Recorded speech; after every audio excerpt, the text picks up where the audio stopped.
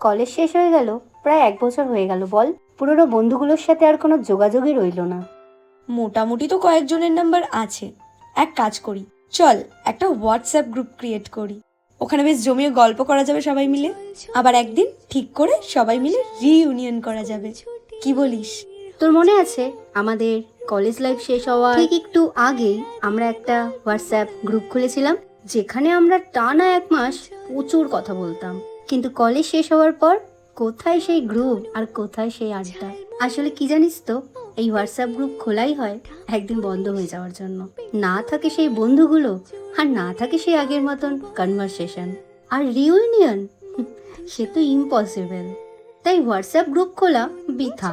পুরনো বন্ধুগুলো শুধু আমাদের স্মৃতিতেই থেকে যায়, বাস্তবে তারা এক সময় হারিয়ে যায়। তোর টিমে তোর পাশে